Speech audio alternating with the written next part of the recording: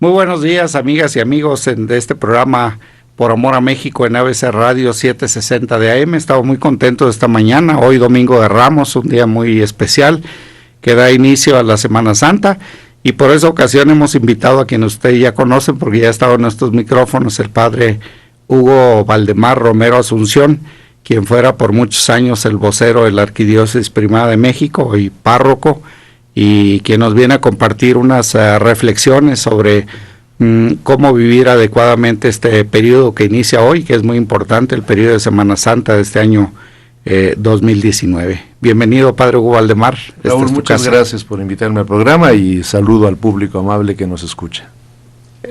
Pues platícanos, Padre, ¿cuáles son tus recomendaciones? Digo, hoy es un día muy importante. Sí. Que celebramos y recordamos sí. Con lo de las palmeras, aquella... Sí, bueno, el primero explicar un poquito lo que significa este día, sí, claro. Con el que da inicio de manera solemne. Lo solemne es más que algo festivo, o sea, algo más grande. La Semana Santa, como comúnmente la llamamos, popularmente la llamamos, inicia con el Domingo de Ramos, que también es el nombre popular, pero en realidad el nombre oficial es Domingo de la Pasión del Señor. Y se llama así porque en este domingo hay dos evangelios, uno al inicio de la celebración, antes de la bendición de las palmas o de los ramos, sí. Y el otro que es propiamente dentro de la misa, un evangelio que es muy largo. Según el año litúrgico se va tomando, este año corresponde a Lucas, donde se lee toda la pasión, o sea, desde Getsemaní, desde la última cena, hasta la crucifixión y muerte del Señor. Entonces, es una lectura muy larga, ¿no? Que de hecho se recomienda que se haga entre 3 personas para que no se haga monótona. Ajá. El sacerdote hace el papel de Jesús y otro hace las terceras personas, los Ajá. personajes, y otro es el narrador, ¿no? Para que no sea tan pesada, porque si uno solo, a menos que sea muy buen lector, se vuelve tediosa, y más que pues uno tiene que estar de pie, ¿no? Y eso hace que esta misa también sea particularmente más larga, que dura más de lo Sí, dura más de lo normal, justamente porque la lectura del Evangelio es muy larga. Ajá. Pero no nos debemos quejar. Si fuéramos a la Alemania del siglo XVII-XVIII, por ejemplo, Bach compuso una pasión que duraba horas. Interpretar la pasión cantada. Es famosísima la Pasión según San Mateo de Bach, que es una obra de arte, es maravillosa. Yo la recomiendo si alguien quiere buscarla y escucharla. Es una obra maestra, Ajá. bellísima, que justamente canta toda la pasión, ¿no? En este Ajá. caso, pues no se canta, se lee. Pero bueno, a ver, entonces, ¿por qué se llama Domingo de Ramos? El primero, el nombre popular. Se le llama así porque se hace una procesión con ramos o con palmas. En México pues lo llamamos también Domingo de Palmas, porque se hacen ya sea palmas solas o palmas elaboradas. Hay unas artesanías preciosas que hacen. Ajá. Entonces, ¿y para qué se usan los ramos o las palmas? ¿No recuerdan lo que nos narra el Evangelio? Que Jesús al entrar a Jerusalén para la celebración de la Pascua, que no solamente era hacer memoria de la Pascua judía, es decir, ¿qué es la Pascua judía? La Pascua significa paso, pesaj es paso.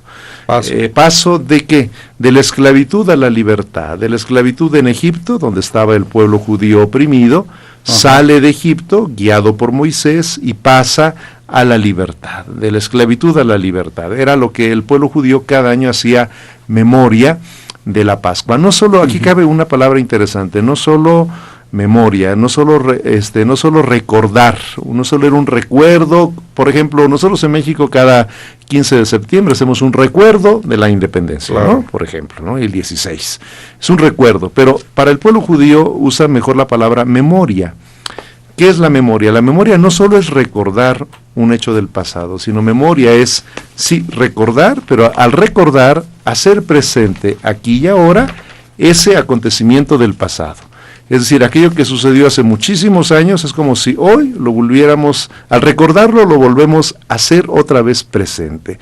Esa acción de liberación salvífica que hace Yahvé con su pueblo, cuando lo saca de Egipto, cada vez que el pueblo judío celebra la Pascua, es hacerlo presente como si en este momento nuevamente el pueblo de Israel estuviera siendo liberado, ¿no? Ese es un concepto muy especial que tiene el pueblo judío, que lo toma el mundo cristiano para nuestra Pascua. Jesús sube a Jerusalén a vivir la Pascua, pero no solo la Pascua judía, sino que va a vivir su propia Pascua, su propio paso, que es el paso de este mundo al Padre, de donde él ha venido. Él ha venido del Padre a cumplir una misión en el mundo, pues bien, una vez que él termine esa misión, volverá al Padre. Será su Pascua, será su paso, el paso igual de esta vida terrenal, a través de la muerte a la resurrección, ¿no? De la muerte a la vida.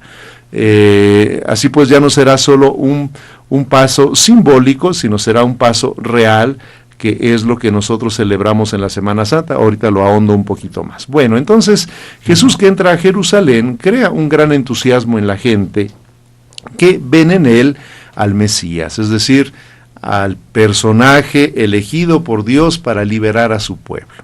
Ahora bien, aquí había varias interpretaciones del Mesías en tiempo de Jesús, no había una sola. Para uno sería, por ejemplo, un gran legislador tipo Moisés, que trajo una ley para el pueblo, para que viviera concorde, de acuerdo con Dios, y para que pudiera tener una relación adecuada con los demás. Moisés es tenido como el gran legislador, ¿no? Entonces, unos piensan, bueno, viene un Mesías legislador como Moisés, pero a perfeccionar esa ley y sobre todo que se cumpla esa ley. Esa es una de las visiones mesiánicas. Otra es, no, un liberador.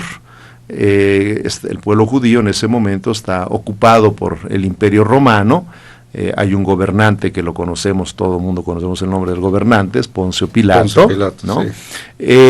Y entonces, pues obviamente el pueblo judío, como todo pueblo invadido, está descontento con lo que está sucediendo, quieren vivir libremente, independientemente del yugo romano, y entonces muchos ven en el Mesías a un libertador, a alguien que viene a acabar con la servidumbre en la que están sometidas del pueblo romano, e iniciar una vida de florecimiento, digamos, como en tiempos de David y Salomón, que son los mejores tiempos que vive Israel como un reino. Entonces, el pueblo se entusiasma con Jesús pensando que es el Mesías, ¿no? El Mesías que ha venido a hacer esta liberación de Israel. Y sale a las calles de manera espontánea, dice el Evangelio, acompañándolo con ramos de olivo, ¿no? De ahí viene también Domingo de Ramos de olivo, o flores, lo que hubiera, quizá no había flores en esa época, pero lo que hubiera como un signo de realeza, se le recibe como a un rey vencedor, ¿no?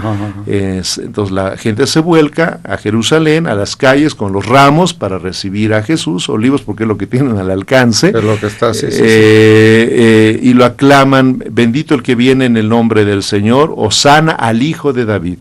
Esa frase, Hosana al Hijo de David, es una frase mesiánica, es un título que se le daría al Mesías, por eso lo aclaman Hosana al Hijo de David. Crea un gran entusiasmo, dice el Evangelio que salen con ramos, que incluso ponen sus mantos en la calle para que pueda pasar Jesús, que entra montado en un burrito, ¿no?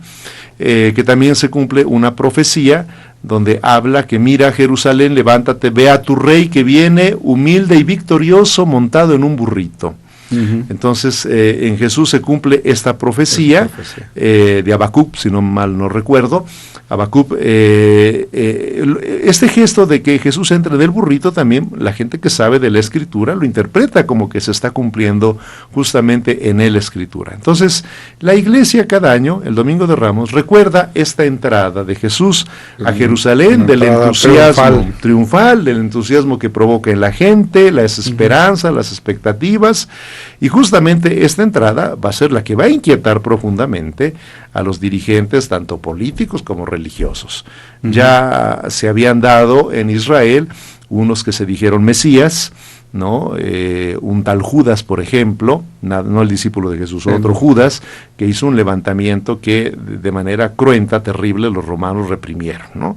Entonces, lógicamente, el pueblo está oprimido, no falta aquel que quiera encabezar un movimiento de resistencia. Y entonces esto ponía muy nervioso a los romanos y se tomaban represalias brutales, ¿no? Como pasó con Judas.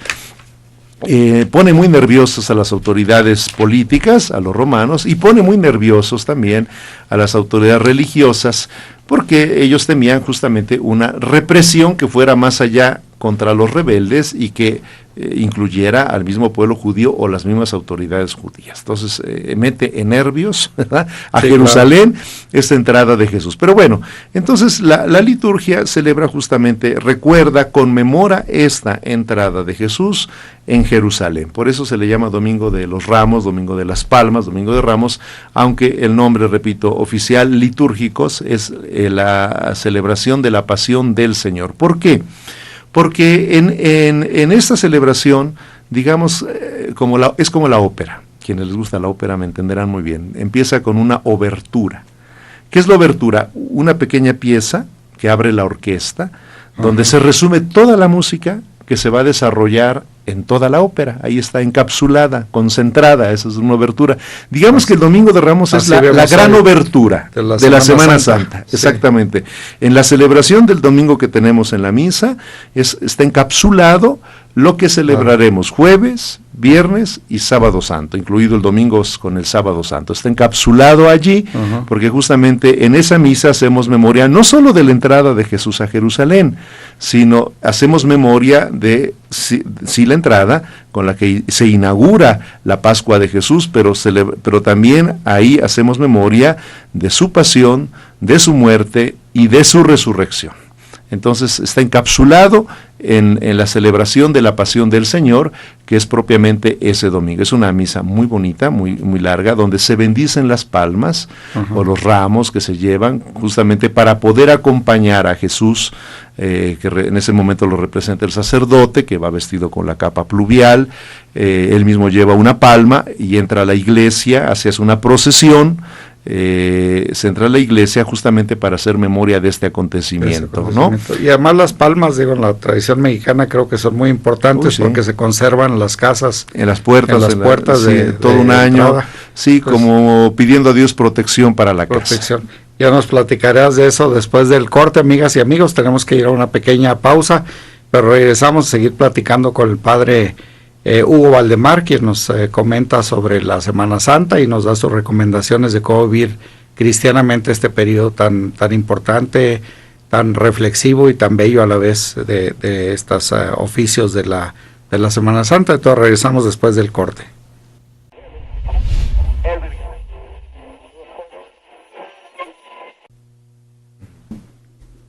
Nuevamente buenos días, amigas y amigos. Regresamos al programa Por Amor a México aquí en ABC Radio 760 de AM. Estamos platicando con el padre Hugo Valdemar sobre los oficios de la Semana Santa, una descripción que nos ilustró muy bien lo que significa el Domingo de Ramos hoy, como además de muchos otros simbolismos, pues la apertura y el resumen de lo que será y de lo que viviremos esta Semana Santa en recordatorio de lo que pasó hace más de 2000 años allá en Jerusalén con nuestro Señor Jesucristo.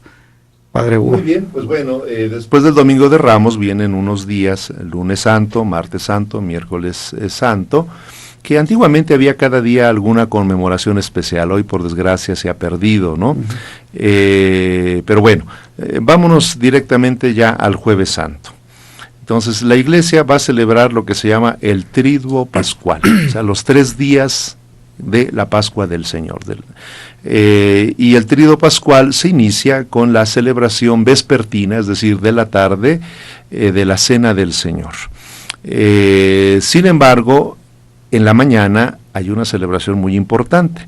Ese día no se puede celebrar ninguna misa en la mañana, está prohibido, salvo la que celebra el obispo, es decir, la cabeza de la iglesia particular, en este caso en nuestra catedral metropolitana, el cardenal Carlos Aguiar celebrará la misa crismal, se llama misa crismal, ¿no? Crisma, Cristo, viene de unción, de ungido, ¿no? Es la misa, entonces, repito, en ninguna iglesia se puede celebrar, está prohibido la Santa Misa, salvo hasta la de la tarde, la vespertina. La única que se puede celebrar es la crismal, que celebra el obispo en su catedral. En otros lados, pienso Puebla, por ejemplo, la misa crismal se celebra el martes santo. ¿Por qué? Porque hay sacerdotes que viven lejos. pues no pueden estar en la mañana en misa y luego en la tarde en sus comunidades, ¿no? Claro. Pero en el caso de la Ciudad de México, como estamos pues aquí todos, sí se puede hacer la misa crismal, y se realiza entonces a las 9 de la mañana en la Catedral Metropolitana, donde el arzobispo, el cardenal, se reúne con sus obispos auxiliares, sus sacerdotes y los fieles que quieren participar. Es una misa solemnísima, yo recomiendo, si alguien no la ha vivido, que vaya a catedral, es bellísima. Ya me tocó invitado por ti, así que... Alguna vez, sí, es una cosa muy solemne, muy hermosa, una liturgia espléndida. Y pues más o menos cada año nos hemos reunido cerca de 1000 sacerdotes aquí en la Catedral de la Ciudad de México, junto con el arzobispo. Entonces, ¿qué se hace en esta misa crismal, ¿no? Como su nombre lo dice, se consagran los óleos santos, con lo que se unge. Y recordemos que tenemos 3 unciones en la iglesia: la unción de los catecúmenos son los que se preparan para el bautismo. Sí, que hay en el rito del bautismo, todos recordarán porque seguramente han visto un bautismo, antes de que reciba el agua, el sacerdote unge al niño en el pecho. Sí. Le unge con una cruz, ¿no? Y le dice: recibe la fuerza de Cristo el Salvador, cuyo signo es este óleo con el que ha sido ungido. Los pensadores de la iglesia primeros, grandes sabios, obispos, teólogos, los padres de la iglesia como los conocemos, decían que esta unción era como ponerse una armadura. Porque el cristiano va al mundo a pelear, ¿no? A pelear contra el pecado, contra el mal, contra estas inclinaciones que tenemos por el pecado original hacia el mal. Pero en esta batalla, pues no va desnudo y solo, no. Va con una armadura, que es Cristo mismo, sí, que le da la fuerza, no solo para luchar contra el mal, sino para poder vencerlo. Es decir, todos tenemos, los bautizados, tenemos esa capacidad de vencer al mal, si así nos lo proponemos, porque Cristo nos da esa fuerza y esa capacidad para vencer al maligno y la tentación y todas sus obras. Entonces, esa unción la hemos recibido en el bautismo. Pues bien, el óleo de catecúmenos se consagra en esta misa. Hay otro óleo que también se usa en el bautismo, que es el Santo Crisma. De ahí viene crismal, vuelvo a repetir para que se nos quede el concepto. El Santo Crisma se usa en el bautismo para la coronilla del niño o del adulto. Si es adulto, se le unge como Cristo, que es profeta, que es rey y sacerdote. En el Antiguo Testamento, en la Biblia, los que son ungidos son justamente el rey, el sacerdote y el profeta. También hay unciones de profeta, ¿no? Pero entonces se toma del Antiguo Testamento esta tradición de ungir para poder darle a aquellos que reciben el bautismo, que nos configura también a nosotros los bautizados con Cristo, del cual decimos que es rey. De hecho, él venía de la familia davídica, ¿verdad? Tenía, digamos, sangre real por familia. Pero Jesús mismo se encarga de decir: entre ustedes el más grande, que no sea como los reyes y señores de este mundo, que los explotan, los oprimen, se aprovechan de ustedes. Entre ustedes, el que quiera ser el más grande, que sea el servidor de todos. Y él mismo se pone como ejemplo. Incluso en la última cena, cuando lava los pies a los discípulos, les dice: si yo, que soy el Señor y Maestro, les he lavado los pies, con cuánta mayor razón ustedes lo deben hacer. Es decir, sean servidores. Y la mayor realeza de Jesús, curiosamente, la demuestra no en una gran coronación ni en un gran acto imperial, ¿no? La majestad de Jesús la manifiesta en la cruz. En la cruz, sí. Donde está coronado, una corona de burla, evidentemente es una corona real, de burla, y donde él muestra su majestad. ¿Cuál es la majestad, la grandiosidad de Jesús como Dios? La capacidad de amar hasta dar la vida. Eso en algunos de los evangelios dicen, ¿no? El que se humille será engrandecido, ¿no? De hecho, Cristo en la cruz, desde la visión del Evangelio de Juan, está exaltado. Está en lo alto, en la cruz, como rey coronado, y ahí muestra realmente quién es Dios, no el Dios tremendo que apabulla, sino el Dios majestuoso que ama de una manera increíble hasta dar la vida por los demás. Entonces Jesús es rey. Mesías, Mesiaj significa ungido justamente. Cristo significa el ungido. Cristianos somos los ungidos, ¿no? Claro. De ahí viene el nombre, que por cierto cabe decir, algunos grupos se han apropiado del nombre de cristiano. No, cristianos somos todos los bautizados. Claro. Católicos, ortodoxos, anglicanos, luteranos, si tenemos la profesión en un único Dios verdadero en 3 personas distintas, es decir, en la Trinidad, y somos bautizados con agua, debe ser con agua, ¿verdad? Y con la fórmula, yo te bautizo en el nombre del Padre, del Hijo y del Espíritu Santo, así nos haya bautizado un ateo, no importa, ese bautismo es válido, y todos los que recibimos el bautismo en el nombre de la Trinidad con agua somos cristianos. Somos cristianos, sí. No se puede apropiar un grupo y decir, solo nosotros somos cristianos. No, cristianos somos todos los bautizados. Y significa los ungidos. Claro. Si participamos nosotros de la realeza de Cristo, somos reyes con Cristo, que no por la sangre azul que tengamos, sino por la capacidad de servir como Él lo hizo, y tenemos también su sacerdocio, ¿no? ¿En qué consiste el sacerdocio? En ofrecer a Dios un sacrificio en favor de los hombres. Estoy simplificando obviamente, ¿no? La carta a los Hebreos, que habla del sacerdocio de Cristo, dice, bueno, él no venía de una familia sacerdotal, porque en Israel solo podían ser sacerdotes los de la tribu de Leví.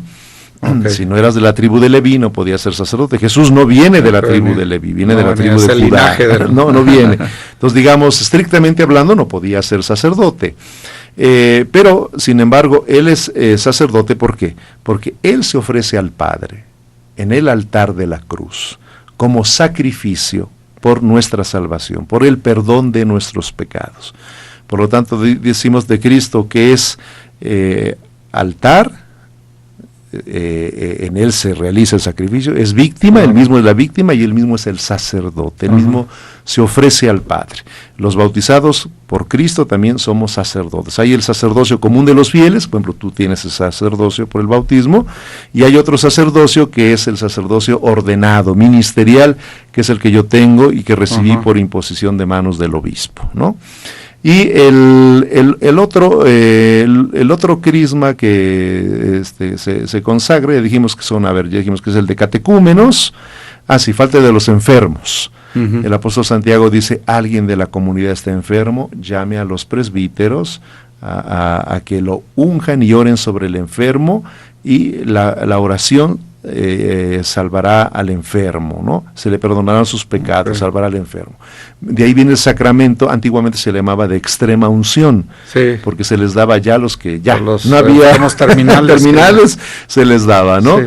Todavía mucha gente se espanta cuando ve al Padre venir para ungirlo, pero el concepto ha cambiado, ¿no? Es unción de enfermos, no unción de moribundos. Y es recomendable, por ejemplo, antes de una cirugía. Por supuesto, ante una situación de una enfermedad difícil, crónica, por supuesto, es recomendable recibir este sacramento de la unción de los enfermos, que solo lo puede dar el sacerdote, porque la unción también supone la absolución de los pecados. Por lo tanto, un diácono no lo puede dar, una religiosa no lo puede dar, un laico. La diferencia de llevar la Eucaristía. Es muy diferente. Sí, claro, porque la Eucaristía ya va consagrada, ¿no? Solo el ministro, que es una labor muy hermosa, lleva la comunión al enfermo, ¿no? Sí, lo vemos todos los días, esos ministros que van a los hospitales. Exactamente, que es una labor estupenda. Entonces son los 3 óleos que se consagran, y los sacerdotes además en la misa renovamos nuestras promesas sacerdotales, que son de servicio al pueblo, ¿verdad? Y de unión al obispo. Fundamentalmente estas 2 cosas en torno al obispo. Porque entonces hay esa oportunidad que el sacerdote reflexione y cada año... Así es, renovemos esas promesas que hicimos el día de nuestra ordenación sacerdotal. Por eso es muy importante, y van tantos sacerdotes a esa misa, porque renuevan esas promesas delante de su obispo, que nos recuerda el sacerdocio de Cristo, ese especial que hemos recibido los que tenemos la imposición de las manos, que es el sacerdote común que todo mundo conoce, el Padre, como todo el mundo le dice. Entonces, eso se realiza en la misa crismal, ¿no? Resumiendo, se consagran los óleos sagrados o los aceites sagrados, el de catecúmenos, el santo crisma y el de enfermos. Y los sacerdotes hacemos nuestra renovación de promesas ante el obispo, acompañados por nuestra comunidad, que todos formamos el pueblo de Dios. La iglesia no solamente es el obispo y los sacerdotes, la iglesia somos todos los bautizados, ¿no? Con esta diferenciación de jerarquías, pero finalmente somos todos los bautizados. Y en ese momento del Jueves Santo, en la misa crismal en la mañana, se hace presente iglesia en su grandeza, de la sacramentalidad. Los sacramentos nos dan la vida de Dios, nos dan la santificación. Que sería entonces la misa matutina la misa crismal, que es básicamente en sacerdotes, la catedral, pero está abierta al pueblo de Dios, por supuesto. Y nos decías una misa igualmente importante en la tarde del jueves. En la tarde, Santo, que la comentaremos un poquito más adelante. Ok, perfecto, si quieren. Entonces, después del corte, amigas y amigos, regresamos para seguir platicando con el padre Hugo Valdemar, que nos instruye sobre los oficios de la Semana Santa y cómo vivir plenamente esta semana, que es para todos los católicos y muchos cristianos, pues un acto que debemos de llevar a cabo en nuestras vidas. Entonces regresamos después del corte. Estamos en el programa Por Amor a México, en 760 de AM, Organización Editorial Mexicana. Regresamos.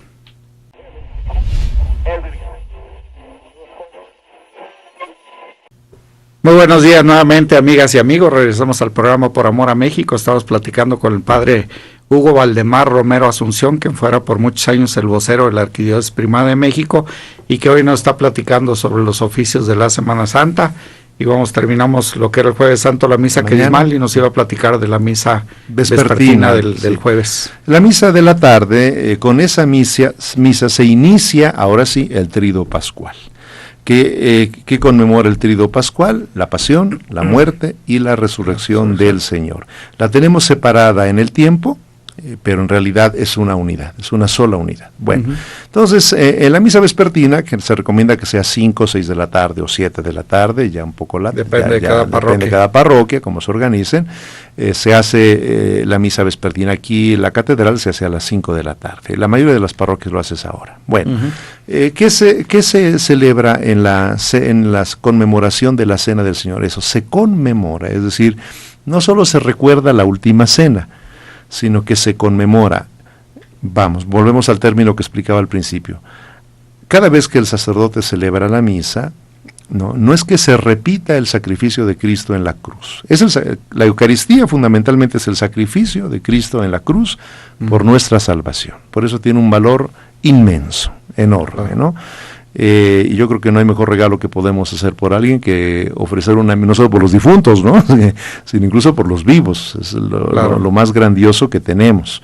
Bueno, entonces... Pero además por los difuntos, ¿no? Cada vez que alguien comulga hay un ánima del purgatorio que... Claro.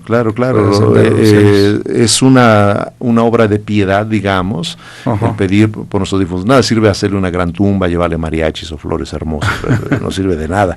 Nos sirve a nosotros. Nos divertimos, no a los difuntos, ¿no? Los difuntos no hay como la celebración, que es el mismo sacrificio de Cristo en la cruz que se ofrece por su salvación. Pero bueno, entonces, es decir, conmemoramos. Al celebrar la Eucaristía, no es que repitamos cada vez que se hace la misa el mismo sacrificio de Cristo, imaginémonos, no, sino que ese único sacrificio de Cristo en la cruz, único e irrepetible, cuando el sacerdote celebra la misa, desaparece en tiempo y espacio y nos situamos en el mismo momento del Calvario. ¿Sí? No se repite, se actualiza, se hace presente, se conmemora el mismo sacrificio que Jesús realizó en la cruz. Bueno, Jueves Santo es una misa particular. Siempre se busca un grupo de 12 niños, 12 adultos, incluso hoy se incluyen mujeres, no hay problema. Donde en la misa es normal hasta el momento que viene después de la homilía, que se hace el lavatorio de los pies, que es un gesto muy hermoso que nos recuerda lo que Jesús hizo justamente en la última cena. Dice el Evangelio que se quitó el manto, se puso una toalla y se puso a lavar los pies a los discípulos. Era algo indigno para... Ciertamente, porque lavar los pies era un gesto de hospitalidad, pero que no hacían los señores de la casa, lo hacían los esclavos o las mujeres que eran tenidas muy en menos, pero no un señor, no sé, baja a lavar los pies a otro, aunque sea su igual, ¿no? Menos si es su inferior. De allí que Pedro se escandaliza. Con toda razón, y le dice, oye, tú a mí no me vas a lavar los pies, Señor, como que estamos al revés, ¿no? Como que yo estoy para lavártelos a ti, no para que tú me los laves a mí, ¿no? Y es la reacción que viene de Jesús: Pedro, si no dejas que yo te lave los pies, entonces no tienes nada que ver conmigo. Entre tú y yo no hay nada. Estás diciendo, no has entendido nada, Pedro. Si tú no permites este gesto, es que no has entendido nada. Y si Pedro no había entendido nada, ni los demás apóstoles. Vemos con claridad cómo ellos entienden todo hasta después de la resurrección de Jesús, ¿no? Hasta después que Él envía el Espíritu Santo, es como ellos empiezan a entender todas estas palabras, todos estos gestos de Jesús. Es que esas parábolas de los evangelios, de repente es complicado, ¿verdad?, entenderlas. Y los gestos mismos de Jesús, o sea, los gestos mismos. Aquí que les dice, a ver, eso, si yo soy el Señor y Maestro y les he lavado los pies, lo mismo deben hacer. Es decir, si yo, que soy el Maestro, el Señor, no solo eso, es Dios, ¿no? Y en esta misa, desde el Santo Padre hace el lavatorio. El lavatorio hasta el último sacerdote. Si yo he hecho esto, ustedes deben hacer lo mismo. Es decir, deben ser servidores, no buscar ser servidos, no buscar honores, no buscar riquezas, fama, no. Ustedes deben dedicarse, si quieren ser realmente mis discípulos, deben dedicarse a servir como yo los he servido a ustedes. También es un gesto que de hecho representa a la cruz de alguna manera. Se despoja del manto. El manto tiene un símbolo de dignidad, ¿no? En la sociedad antigua estaba normado como vestirse, hoy nos podemos vestir como queramos. Aquí mismo en el virreinato, por ejemplo, estaba normado cómo deberían vestir según las castas sociales, ¿no? El manto es un signo de dignidad. Por ejemplo, en Roma los senadores usaban la famosa toga, ¿no?, que hemos visto en las películas, que era un signo, no cualquiera podía usar una toga, ¿no? Se quita el manto, es decir, eso que dice después Pablo, se aniquiló a sí mismo tomando la forma de esclavo por nosotros. Es decir, Jesús deja atrás esa, vamos a decirlo así, simbólicamente, esa dignidad de Dios, de grandiosidad, para hacerse el esclavo, el más humilde de todos, como un esclavo, ¿no? ¿Qué es lo que hará en la cruz? Se despoja de todo para entregarse, morir con una muerte de esclavos, como era propiamente la crucifixión. Las dos muertes más horrorosas era crucifixión o morir quemado vivo, era lo más denigrante que había en esa época, ¿no? Entonces, este gesto viene a significar eso. Se pone al servicio, ¿verdad?, porque quiere que los suyos sean servidores. Y concluye con esto, ¿verdad? Un mandamiento les doy, que se amen los unos a los otros como yo los he amado. En esto van a conocer que son mis discípulos. Jesús da un mandamiento que es curioso, que se amen como yo los he amado.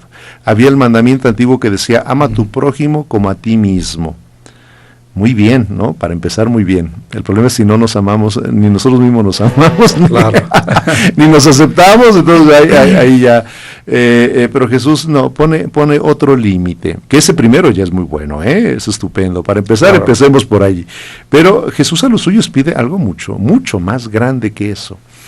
Que se amen como yo los he amado. Es decir, en la medida que yo los he amado, esa misma medida tienen que tener ustedes para amar. Y qué mayor demostración de amor que dar la vida y perdonar a sus enemigos, y morir incluso por sus enemigos, ¿no?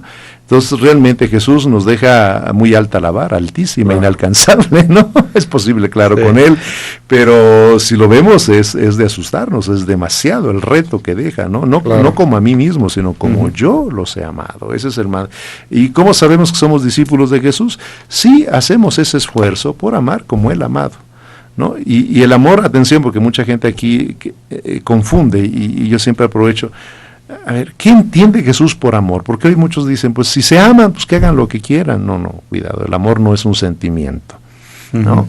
El amor implica el sentimiento, es parte del amor. Pero, por ejemplo, cuando Jesús dice, amen a sus enemigos, pues nadie va a sentir bonito por un enemigo, ¿verdad? No, nadie. Pero Jesús no está pidiendo eso, ¿no? Y luego Jesús dice, no devuelvan mal por mal, oren por los que los persigan. Es decir, ¿qué da a entender Jesús con el amor? Amor no es sentir bonito, es parte, pero no. Yo puedo no sentir nada bonito por alguien, pero lo puedo amar. ¿Qué significa? No devolver el mal recibido, al contrario, hacer el bien. Eso significa amar. Y amar para Jesús, lo va a decir, no hay amor más grande que el que da la vida por sus amigos. Y San Pablo en la carta a los Romanos dice, y Él todavía nos amó cuando éramos sus enemigos. O sea, entonces es un amor mayor todavía, ¿no? Porque siendo aún nosotros enemigos y adversarios, Él nos amó, ¿no? Bueno, entonces el mandamiento del amor, repito, que no es sentir bonito, sino es hacer el bien, no devolver el mal. Incluso si a un enemigo le podemos hacer el bien, hay que hacérselo en lugar de la venganza o de la indiferencia, ¿no? Jesús entiende el amor como la capacidad de entregarse por la persona que se ama, de dar la vida amar hasta dar la vida por la persona que se ama, ¿no? Traducir ese amor en obras, en acciones, en la cotidianidad, es decir, a veces hay amores heroicos, ¿no? Quien toca dar la vida, por ejemplo, por desgracia lo que vimos, una inseguridad, un asalto, bueno, alguien se pone en lugar del que van a matar y lo matan, pues es una muestra extrema de amor, ¿no? Claro. Pero hay una muestra cotidiana de amor que es la más difícil, ¿no? La de los esposos, pienso, por ejemplo, sí, claro, ¿no? Los hermanos, entre hermanos, padres, hijos, hermanos, con la gente que convivimos a diario. Pues caray, es un amor en lo cotidiano que quizá no sea heroico, ¿verdad? Pero que requiere un esfuerzo y un continuo morir a uno mismo. Entendimiento, tolerancia. Exactamente, para anteponer al otro, ¿no? Claro. Entonces, pero es lo que Jesús habla del mandamiento del amor. Atención, no es una banalización del amor, ¿no? Como hoy se ha hecho, a todos se le llama amor, hasta lo indigno, lo inmoral se le llama amor. No, Jesús entiende esto por amor, ¿no? Y entonces hacemos memoria el Jueves Santo de la institución de la Eucaristía. Jesús le dice a sus apóstoles cuando toma el cáliz, da gracias y dice: esta es mi sangre, sangre de la nueva alianza. Después toma el pan, lo bendice, lo parte, lo reparte y dice: primero es el pan, después el vino. Y dice: esto es mi cuerpo que se entrega por ustedes, ¿no? Jesús les dice al final: hagan esto en memoria mía, es decir, los instituye como sacerdotes. Lo que Jesús ha hecho lo podrán hacer ellos con el pan y en el vino, y es lo que hacen todos los días que se celebra la Santa Misa. Repiten este gesto, conmemoran, hacen presente lo que Jesús hizo en la última cena. Entonces Jesús nos deja tres cosas: nos deja el mandamiento del amor, que se muestra en el lavatorio de los pies; nos deja la institución de la Eucaristía, ¿sí?, y la institución del sacerdocio. Son las tres cosas que celebramos en esa misa vespertina del Tríduo Pascual, del Jueves Santo, después de lo cual hay una procesión al interno de la iglesia muy solemne con el Santísimo Sacramento, y se pone en una urna para la adoración, la veneración, acompañar a Jesús en él un poquito esa noche en que recordamos Getsemaní, ese trago amargo, difícil que pasa, que vamos a meditar el próximo. ¿Y qué ocurre esa misma noche? Esa misma noche, después de la cena, que se va a Getsemaní, a este huerto con sus discípulos a orar, y empieza la agonía del Señor, propiamente en ese momento. Yo siempre tengo la duda, los días precisos son los días que corresponden a lo que ocurrió, es decir, fue un domingo lo de nuestro Señor Jesucristo. Pues si quiero lo platicamos regresando después del corte, amigas y amigos. Estamos en el programa Por Amor a México, en ABC Radio 760 de AM, y como comentábamos, estamos platicando con el padre Hugo Valdemar, que nos ha platicado sobre la Semana Santa y lo que significa cada una de las misas que se celebran y que son representativas de este periodo. Regresamos después del corte.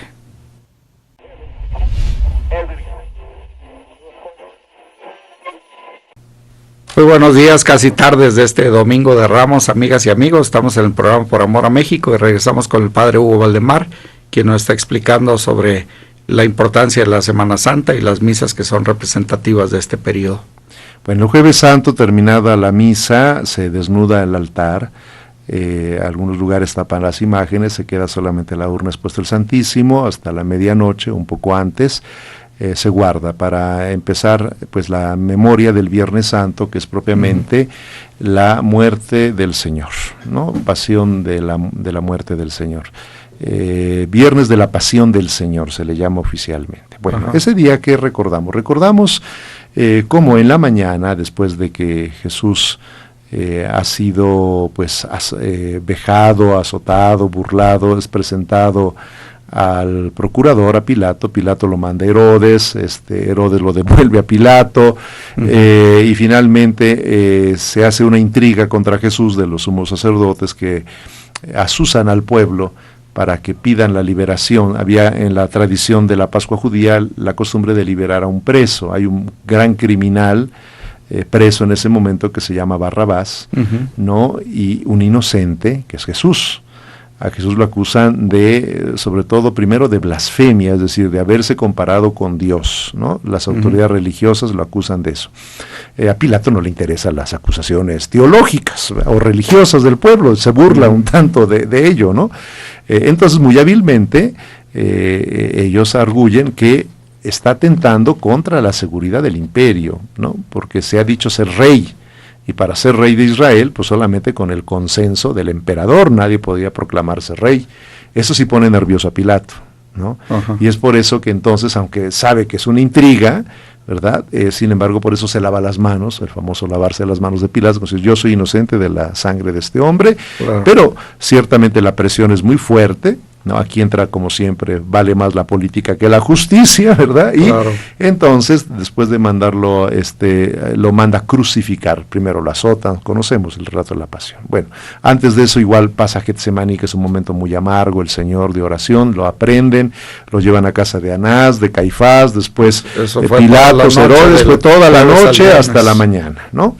Una vez condenado a morir en la cruz, Jesús es conducido fuera de la ciudad, porque no se ejecutaba adentro, fuera de la ciudad, fuera de las murallas, que es el camino de la cruz, lo que llamamos el Vía Crucis, de ahí viene Vía Crucis, camino de la cruz, eso significa, ¿no?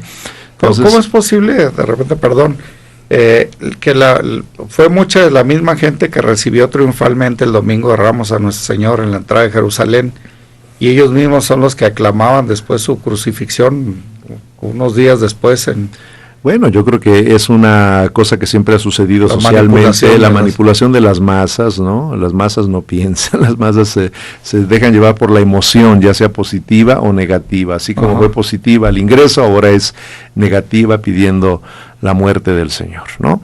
Y quizá también mucha decepción de aquellos que no vieron que Jesús, vamos a decir, se lanzara, ¿no?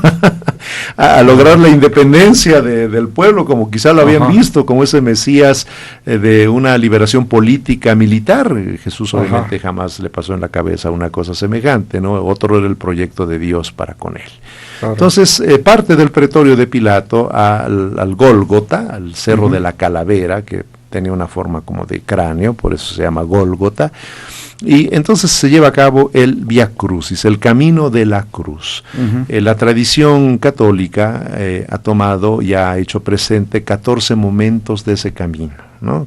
Lo que llamamos las 14 estaciones. Y están físicamente donde ocurrieron ahí en Jerusalén, la Vía Dolorosa. La Vía Dolorosa en Jerusalén se conservan, y en todas las iglesias católicas está el Vía Crucis, ¿no? Ya sea mostradas cada una de las estaciones. Cada una, o con cruces, o ya sea con representaciones del momento que se vive, ¿no? Bueno, llegado al Calvario, Jesús es expoliado, es desnudado, es crucificado, era de las cosas más temidas, ¿no? Y de los peores castigos infringidos por los romanos a los malhechores, a los grandes malhechores o a los revoltosos, a los que se levantaban contra el imperio, ¿no? Entonces a Jesús le dan una muerte, pues ciertamente indigna de él, ¿no? Por supuesto, en todos los sentidos, injusta, indigna, que nos recuerda aquel pasaje del profeta Isaías, ¿no? El inocente que sufre, que es llevado como oveja al matadero, que no dice nada, que injustamente es juzgado, es acusado, es sentenciado, que nadie lo defiende, ¿no? Y acaba diciendo el profeta, pero con todo eran nuestros pecados los que él cargaba y nuestras culpas las que soportaba, y por sus heridas hemos sido sanados. Ese capítulo bellísimo de Isaías 53 nos hace presente esta lectura mística, vamos a decirlo así, de la pasión del Señor, que es una situación horrible, ¿no? Me parece que la película de Mel Gibson perfectamente presenta la brutalidad. Es una película eso. Durísima. Los romanos eran así, no eran hermanos de la caridad, ¿no? Para mantener el imperio lo hacían a través del miedo. Entonces cuando había que reprimir algo, lo hacían con una brutalidad increíble, justamente porque metían el terror. Claro. No olvidemos cuando los esclavos se sublevan en Roma, dirigidos por Espartaco, la represalia es brutal, crucifican en la Vía Apia, es como si aquí en la autopista México-Puebla, 5,000 esclavos, a 5,000, como un escarmiento, pues, vuélvanse a levantar, claro, y vean cómo les va, espera, sí. Pues obviamente. Entonces, bueno, Jesús es, por eso en el pueblo católico se lleva a cabo en la mañana este acto piadoso del Vía Crucis. Se recorre, bueno, tenemos uno muy famoso aquí en Iztapalapa, ¿no? Sí, va muchísima gente y se hace la representación de las parroquias, todas las comunidades hacen su Vía Crucis en la mañana. Tasco también hay uno muy... Tasco, en Puebla es enorme la procesión del Vía Crucis, en fin, esto es un acto de piedad popular, vamos a llamar, de devoción popular que se hace en la mañana en todas partes. Curiosamente en Roma se hace en la noche, no se hace en la mañana el Vía Crucis. Pero bueno, nosotros sí lo hacemos en la mañana, como históricamente acaeció. Claro. Bueno, en la mañana, después del Jueves Santo, está prohibido celebrar misas, no se puede celebrar misa en ningún lugar del mundo. Entonces la mañana hay el Vía Crucis, que la gente acude y acompaña, y ya en la tarde, a las 3 de la tarde, es la hora litúrgica, se celebra la muerte del Señor, ¿sí? Viernes Santo o de la Pasión del Señor, la muerte del Señor, en catedrales aquí celebra a las 3, que es la hora en que Jesús muere en la cruz, ¿no? Generalmente en las parroquias se amoldan y se hace a las 5 de la tarde, 6 de la tarde, ¿no? ¿Y qué se celebra? Es una liturgia hermosísima, única en el año. Es muy especial porque allí se entra en silencio, el sacerdote se postra rostro en tierra ante el misterio de la cruz, ante esto que sucede, que es incomprensible, es terrible, ¿no? Por otro lado, es terrible en el lado de la crueldad, terrible por el lado del amor, hasta qué punto es capaz de amarnos Jesús, de amarnos Dios, que no perdonó a su propio Hijo. Ante eso no hay nada que decir, es silencio y es postrarse, como hace el sacerdote, se postra rostro en tierra.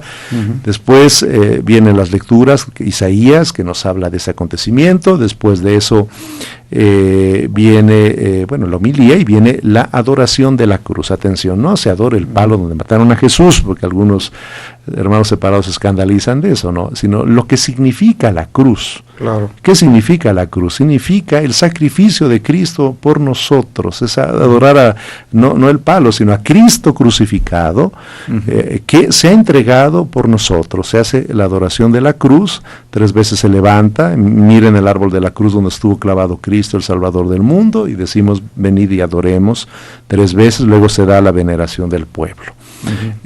Se hace la oración universal por todo el mundo y se da la Sagrada Comunión, de lo que se consagró el jueves, porque ese día no hay misa. No hay consagración.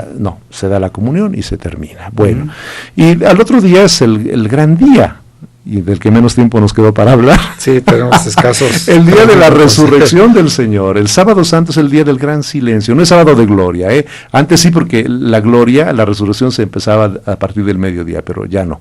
Se empieza en la tarde, la vigilia pascual. La vigilia pascual. Es una celebración muy larga, hermosa, se leen 9 lecturas, 7 del Antiguo Testamento, es un resumen de la historia de la salvación, 2 del Nuevo Testamento.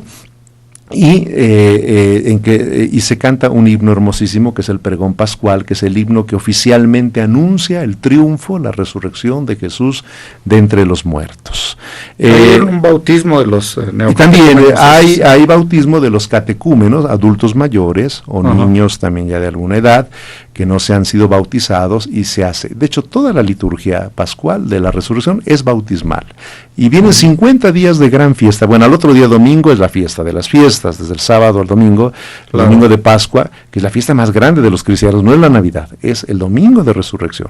En Europa es muy bonito, las familias se unen y hacen una gran comida, una gran festejo, ¿no? Ojalá. Porque ahí verdaderamente hay mucho que celebramos el triunfo de Jesús, el centro de nuestra fe. Si Cristo no ha resucitado, dice San Pablo, pues vana es nuestra fe.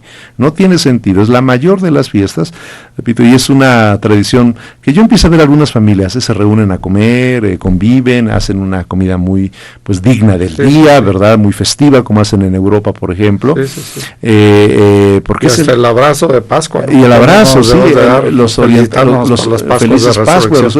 orientales se abrazan diciendo, Cristo ha resucitado, y se dan un abrazo, es muy bonito, ¿no? Porque es el día más grande, porque es el día del triunfo triunfo del Señor, el día que venció a la muerte, el día que nos libró a la muerte de nosotros, también nos abrió las puertas de la eternidad, ¿no? Entonces no puede haber mayor gozo, alegría que exultar, gozarnos con que Jesús venció al pecado y a la muerte, nos redimió y nos abrió las puertas de la inmortalidad. Un poeta decía hermosamente, no hay nada más bello que decirle al amado que nunca morirá, ¿no? Y es lo que Cristo nos dice con la resurrección. No, ustedes nunca morirán. Ustedes, si viven conmigo, se resucitarán también y vivirán para siempre. Excelente. Nos decías luego que vienen 50 días, que se prolonga 50 días de fiesta. La Pascua son 50 días de fiestas que culminarán con la fiesta de Pentecostés del Espíritu Santo, pero, o sea, cuando una fiesta es grande, pues la prolongamos. Esta es tan grande, ¿no?, que se prolonga por 50 días. Y 50 días que ver de Pascua. Con el periodo también que nuestro Señor estuvo haciendo apariciones. Exactamente, hasta que envía el Espíritu Santo. Bueno, ahí hay 2 relatos, sería tema de otra plática, pero más bien hasta que se va al cielo, hasta que sube al cielo. Hasta la ascensión del Señor. En su momento. Pues amigas y amigos, nos ha dado un placer. Muchas gracias, Padre Hugo Valdemar Romero Asunción, quien les decía fue por muchos años el vocero de la Arquidiócesis Primada de México, y ellos un párroco que nos viene a compartir sobre cómo vivir esta vida, que además esta Semana Santa con una vida cristiana, que además vale la pena, amigas y amigos. Sé que todo el mundo estamos desesperados por unas vacaciones, por pasarla bien, pero vale la pena estar cerca de la iglesia, de nuestros preceptos, y vivir plenamente esta semana, que debe ser Semana Santa, y vivirse como una Semana Santa. Les agradecemos mucho el favor de su atención, el que nos hayan abierto las puertas de su casa. Desearles muy feliz domingo de Ramos, agradeciendo aquí al Padre Hugo Valdemar y a toda la audiencia, a nuestros amigos de directivos y conductores, operadores de esta casa, que es 760 de AM ABC Radio. Muchas gracias nuevamente, feliz domingo, los esperamos la próxima semana.